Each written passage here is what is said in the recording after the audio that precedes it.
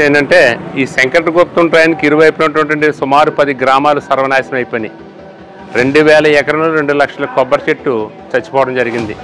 2018లో start అయింది. 2023 వచ్చేటికి 80% పోయినాయి. 2025 వచ్చేటికి 70% పోయినాయి.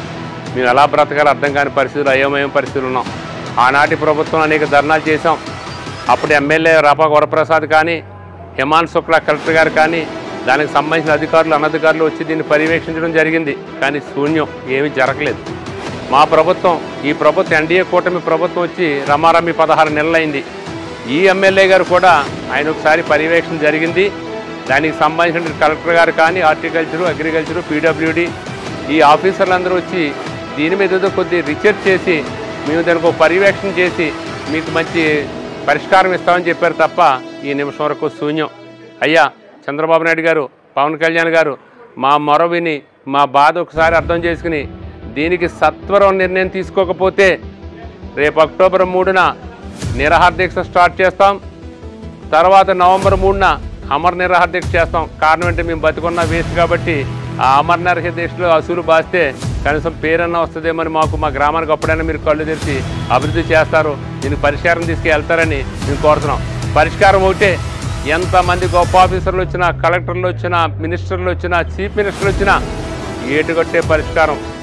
అక్కడ కొన్ని డ్రైన్స్కి అవుట్స్లూజ్ కడితేనే ఇక్కడ పరిష్కారం ఉంటుంది తప్ప ఈ లేదు మీరు అధ్వానం చేసి ఏ రకంగా అయితే మీకు నడుతుందో ఆ రకంగా చూసి మాకు పరిష్కారం నీరు ఎక్కకుండా చేసి నీరు ఊళ్ళో రాకుండా మా కొంపలు పడిపోకుండా చేస్తే ఇంతకు మించి మాకు ఏమక్కర్లేదు.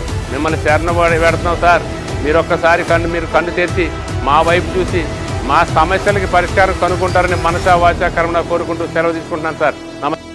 సార్ కేసినపల్లి రైతునండి, కలవకల్లు దొరబాబు నా పేరండి.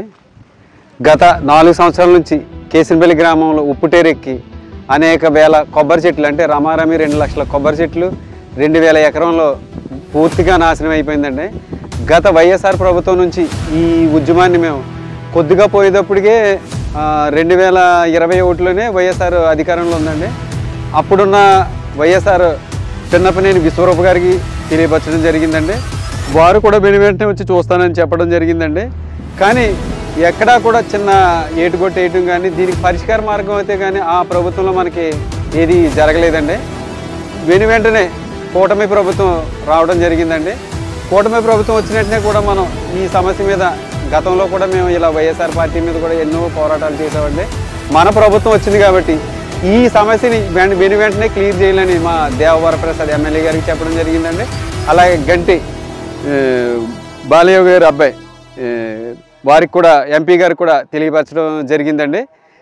వారు కూడా పలుమార్లు ఈ ఉప్పుటేరు విషయాన్ని చూడటానికి రావడం ఎన్నోసార్లు ప్రయత్నం చేశారు కానండి ఇప్పుడు వరకు ఆయన ఈ కార్యక్రమాన్ని చూడటానికి మాత్రం రాలేకపోయారండి. మేము కోరేది ఏంటంటే ప్రస్తుతానికి ఇప్పుడున్న రైతులు శాశ్వతంగా మొత్తం తుడిచిపెట్టిపోయే పరిస్థితికి వచ్చిందండి. దీనికి తోడు ఇంట్లో కూడా ఈ నీరు రావడంతో ఇల్లులు కూడా ఖాళీ చేసి వెళ్ళిపోయే పరిస్థితికి వచ్చిందండి. మీరు వెంటనే ఈ కార్యక్రమాన్ని మీరు కేంద్ర ప్రభుత్వాన్ని దృష్టికి తీసుకెళ్ళి దీన్ని పరిష్కార మార్గంగా చూపించాలని మిమ్మల్ని ఎంపీ గారిని, అమలాపురం ఎంపీ గారిని మనస్ఫూర్తిగా కోరుకుంటున్నామండి. దీనికి కారణం ఏంటంటే సార్, ఈ 13 గ్రామాల ప్రజలు ఇంచుమించు మీ ఎన్డీఏ కూటమికి భారీగా విజయాన్ని చేకూర్చడంలో ఈ 13 గ్రామాలు ఎంతో ముందంజలో ఉండి మిమ్మల్ని అందరినీ భారీ మెజార్టీతో గెలిపించుకోవడం జరిగింది సార్. ఈరోజు ఈ 13 గ్రామాల పరిస్థితి మీరు చూస్తే మరీ అంధకారంలోకి వెళ్ళిపోయిందండి. రోజుకి వీటి పరిస్థితి దిగజారిపోయిందండి. గల కారణాలు ఏంటంటే ఎక్స్పోర్ట్, కొబ్బరికాయ ఎక్స్పోర్ట్, ఎంతో కొబ్బరికాయ ఎక్స్పోర్ట్ జరిగేదండి. డైలీ ఈ 13 గ్రామాల్లో ఇంచుమించు 7-8-10 లారీలు 10 టైర్ బండ్లు ఎప్పుడు ఎగుమతి జరుగుతూనే ఉండేదండి. దానికి జట్టని, దానికి అనుసంధానంగా కాయర్ ఫ్యాక్టరీస్కి అడ్డొక్క తోలటం అని, కాయర్ ఫ్యాక్టరీస్ నుంచి రోప్ ఇండస్ట్రీస్ అని, ఇట్లా ఇంక్లూడింగ్ ఇవన్నీ ఇంక్లూడ్ అయ్యి ఇంచుమించు రమారమి 3 నుంచి 3500 వరకు ఎంప్లాయ్మెంట్ ఒక్కొక్క గ్రామంలో వర్క్ నడిచేదండి. అది ఏమీ లేకుండా యువత ఇప్పుడు తప్పుడు మార్గాల్లోకి వెళ్ళిపోయి దుస్థితికి ఏర్పడిపోయిందండి. కారణం ఏంటంటే గత ప్రభుత్వాల్లో కూడా మనం ఎన్నో అనౌన్స్మెంట్లు చేసాం, తప్పుడు మార్గాలకు వెళ్ళకూడదని. వీళ్ళంతా ఏమైందంటే ఖాళీ అయిపోయి వీధుల్లో కూర్చుని తప్పుడు మార్గాల్లో రూట్లలో వెళ్ళిపోతున్నారండి. ఆ తప్పుడు మార్గాల్లో రూట్లలో వెళ్లకుండా చూడాలంటే వెంటనే దీనికి వేటు కొట్టేసి ఈ 13 గ్రామాలని మళ్ళీ మొక్కేసుకుని మేము 13 గ్రామాల్లో కూడా మాకు మా కొబ్బరి చెట్టు చచ్చిపోయింది, మాకు ఆర్థికంగా ఏదైనా ఇవ్వండి అని మాత్రం మేము అడగట్లేదు. ఏటు కొట్టేస్తే మేము మళ్ళీ మొక్క పెట్టించుకుని బతికించుకుంటాం మహాప్రభు అని మీ ప్రభుత్వాన్ని అడుగుతున్నామండి. మీకు మేము ఓటేసాం కాబట్టి మిమ్మల్ని అడిగే ఈ విధానం మా దగ్గర ఉంది. ఎన్డీఏ కూటమి వెంటనే కేంద్ర దృష్టిలో ఈ విషయాన్ని పెట్టి దీనికి నిధులు తెచ్చి మీరు వెంటనే వర్క్ స్టార్ట్ చేస్తారని మనస్ఫూర్తిగా కోరుకుంటున్నానండి. ఎంపీ గారు ధన్యవాదాలండి. ఏదైతే శంకరగుప్తం డ్రైన్ ఉందో ఆ డ్రైన్ నుంచి వచ్చే వాటర్ కొబ్బరి తోటలో ఫిల్ అయ్యి ఆ స్టాగ్నెంట్ అయిపోయి అది మళ్ళీ వెనక్కి వెళ్ళే పరిస్థితి లేకుండా ఉన్నటువంటి పరిస్థితిలో ఇక్కడ అటు కరవాక నుండి శంకరగుప్తం వరకు కాలకి రెండు వైపులా సుమారు 12 గ్రామాల్లో ఉన్నటువంటి రైతులు ఈ కొబ్బరి తోటలు చచ్చిపోయి 2500 ఎకరాలు కొబ్బరి తోటలు నాశనం అయిపోయి. ఒకప్పుడు కొబ్బరి చెట్లు ఉంటే 4 చెట్లున్నా 10 చెట్లున్నా సరే హ్యాపీగా బతికే మా జీవనాధారం ఈవేళ అందరూ కూడా జీవనాధారం కోల్పోయి హలో లక్ష్మణ అంటూ తోచని స్థితిలో మేమందరం కూడా ఉండే పరిస్థితి వచ్చింది.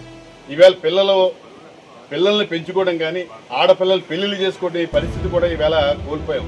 ఒక ఆడపిల్లలకి సంబంధం ఉండదంటే కేసులపల్లి అనేటప్పటికి మా ఏరియా అనేటప్పటికి బ్రహ్మాండంగా వచ్చేవారు. ఎందుకంటే ఇక్కడ ఆదాయాలు బాగుంటాయి, కొబ్బరి చెట్లు 10 చెట్లు ఇచ్చినా ఎకరం ఇచ్చినా 2 ఎకరాలు ఇచ్చినా బాగుంటుందనే పరిస్థితి. ఆ స్థితి నుంచి ఈ వేట వరకు కేసులపల్లి సంబంధం ఇస్తే భయం అనే పరిస్థితికి దిగజారిపోయినటువంటి రైతులు అయిపోయాయి ఇక్కడ కొబ్బరి తోటలో.